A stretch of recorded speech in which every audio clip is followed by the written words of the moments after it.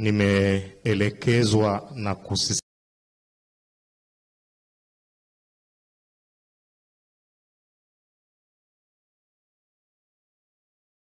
kusisitizwa sana kuhusu matumizi ya muda. Asante. Karibu afande.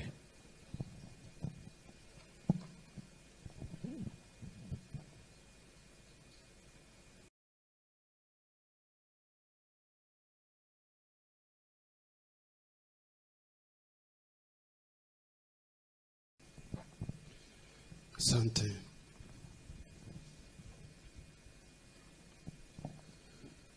Mheshimiwa Dr.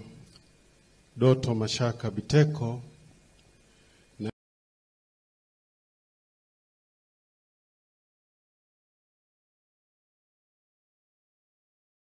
Naibu Waziri Mkuu wa Jamhuri ya Muungano wa Tanzania na Waziri wa Nishati, wajane na watoto wa marehemu, Baba Askofu John Maguge Mwita, Comrade Patrick Chandi, mwenyekiti wa Chama cha Mapinduzi mkoa wa Mara, Mheshimiwa Judith Kapinga, naibu waziri wa nishati,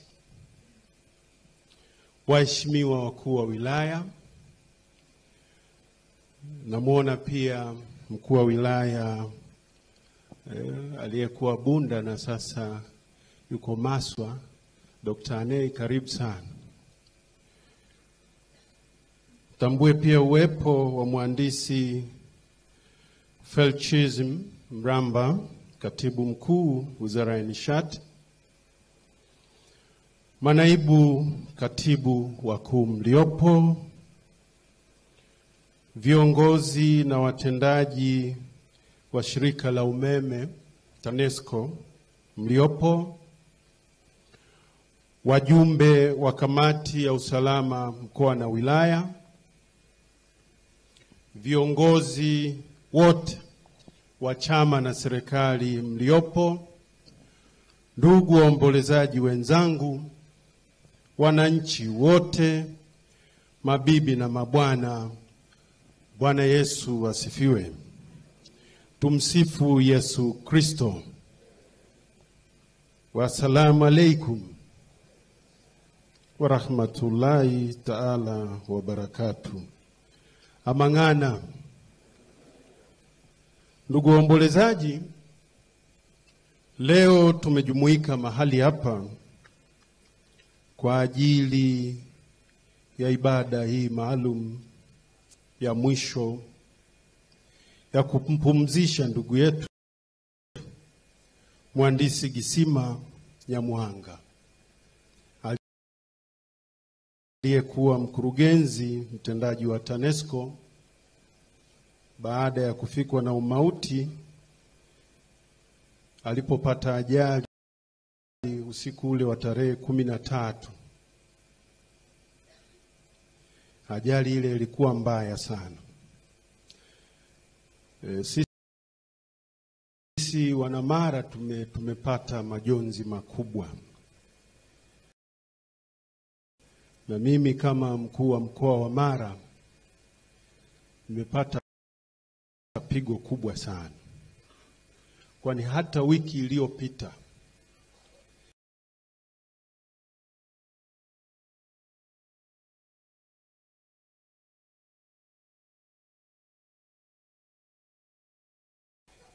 nilikuwa nimeongea naye, nilimpigia simu tukiwa na changamoto ya hitajio la kuwekwa umeme kwenye shule ya sekondari ya amali pale Butiama, ambayo kuna umbali kidogo kufika pale, kuna kilomita kadhaa.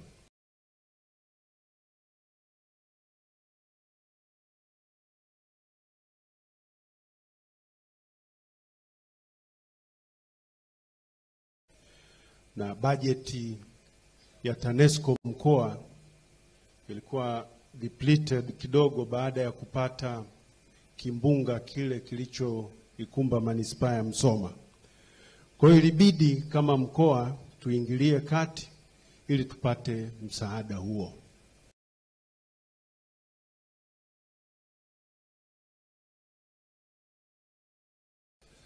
Sasa leo nimesikitika zaidi baada ya kuambiwa kwamba pamoja na mambo mengine aliyokuwa anakuja kuyafanya mkoani Mara, alikuwa anaenda pia kukagua na kuhakikisha umeme umefika kwenye shule hiyo.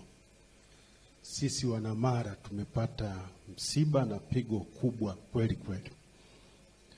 Kwa hiyo kwa namna ya pekee kabisa, kwa niaba ya wananchi wa mkoa wa Mara, naomba nitoe pole sana kwa familia, Wizara ya Nishati,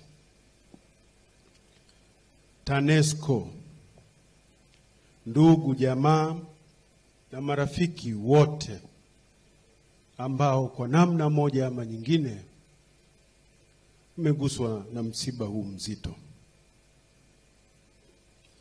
Kwa wale wageni ambao mmefika katika mkoa wa Mara kwa mara ya kwanza, niwakaribishe sana katika mkoa wa Mara. Hali ya Mara ni shwari. Wenyeji wa Mara tunapenda sana wageni.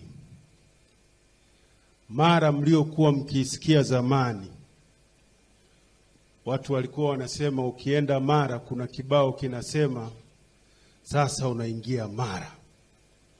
Wengine wakawa wanasema kuna kibao kinasema sasa unaingia Tarime. Vibao hivyo havipo, na ninyi ni mashahidi. Vibao vilivyopo, karibu mkoani Mara, karibu Tarime. Na wenyeji wa Mara wa sasa ni watulivu, wachapa kazi kweli kweli na wenye upendo sana. Mheshimiwa Naibu Waziri Mkuu, wewe utakuwa shahidi kwa sababu ulishawahi kukaa Tarime miaka ile. Nadhani wewe ulikuwa Tarime wakati kibao kinasomeka wanavyosema. Hiki cha sasa ni tofauti. Kwa hiyo nikutoeni hofu wageni wote mliokuja kujumuika nasi katika msiba huu mzito, muwe na amani. Sisi tunawapenda, na wenyeji wa Mara, narudia kusema, tunapenda sana wageni, hususan kina mama.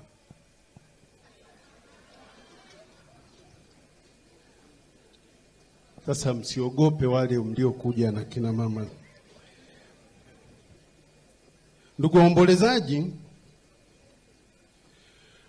naomba nitumie pia fursa hii kuwakumbusha watumiaji wa barabara kuzingatia sheria za usalama barabarani ili kuepusha ajali ambazo zinagharimu maisha ya Watanzania wenzetu na tunapoteza nguvu kazi ya taifa. Tumejulishwa hapa alikuwepo mwendesha baskeli saa 7 usiku. Anatoka wapi? Anafanya nini usiku huo na baskeli? Mambo mengine hayana majibu. Kwa nitoe pia maagizo kwa jeshi la polisi katika mkoa wa Mara kuongeza operesheni na kuhakikisha kwamba barabara zetu zinakuwa salama wakati wote. Wale wote ambao wanakiuka taratibu wachukuliwe hatua, ili mambo haya ambayo wengine tunasema yanaweza yakaepukika yasitokee. Ingawa baba askofu ametuambia ni siku tu, ikifika uwezi ukaikwepa, lakini sisi tutajitahidi tuone kama tutaweza. Ndugu waombolezaji, wakati tunampumzisha ndugu yetu kwenye nyumba yake ya milele, ni waombe pia watumishi wote wa serikali na watendaji wa serikali wote tuliofika mahali hapa. Sote ni mashahidi, tumesikia wasifu. Injinia alikuwa mchapakazi kweli kweli. Mimi ni shuhuda tu, lakini mmesikia hapa, alikuwa mchapakazi kweli kweli, na hiyo ni hulka ya Wanamara. Wanamara ni wachapakazi kweli kweli.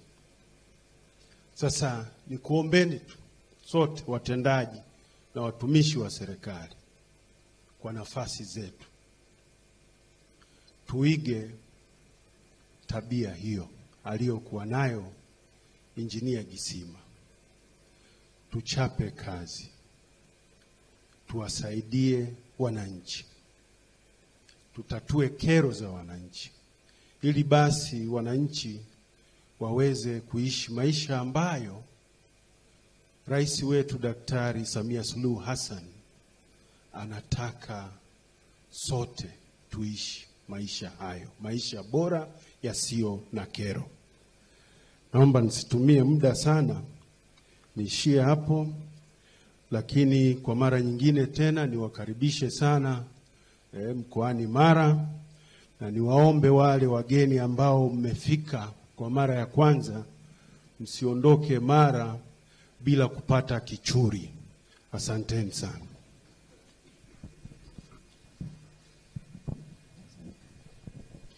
Asante sana Mheshimiwa Mkuu wa Mkoa. Sasa salamu zake zimesheheni mambo matatu, naomba yasirudiwe na makundi yanayofuata nyuma ya Mheshimiwa Naibu Waziri Mkuu. Moja, zimesheheni itifaki na utambuzi wa makundi yaliyopo. Mbili, zimesheheni historia ya marehemu na namna marehemu alikuwa mchapa kazi. Tatu, ametania kidogo. Mambo haya matatu kwa sababu ya muda, kumradhi. Unaofuata toeni salamu moja kwa moja. Asante. Naomba nimkaribishe Profesa Peter Muhongo. Huyu ni mbunge Musoma Vijijini. Yuko mbunge mwenyeji hapa, lakini kwa sababu ya muda tunatambua upo pamoja nasi toka msiba utokee. Mbunge wetu mwenyeji kaka yangu Maboto, na ulisha tukaribisha tuwepo hapa. Kwa sasa namkaribisha Profesa Muhongo kuzungumza kwa niaba ya wabunge. Karibu. Mheshimiwa Naibu Waziri Mkuu na Waziri wa Nishati, nadhani itoshe kusema kwa niaba ya waombolezaji wote, na poleni sana wanafamilia. Ndugu zangu waombolezaji, mimi nimefanya kazi na marehemu, na ninataka niwaeleze kwa kifupi umuhimu wa marehemu na uwezo wake. Kama alivyosema, mengi yatakuwa yamerudiwa. Mimi ilikuwa Jumapili, ninataka niwahi budget ya waziri mkuu, nikatoka Msoma saa 1, saa 2:30 nikawa navuka Bunda, nikaona ajali mkono wa kulia.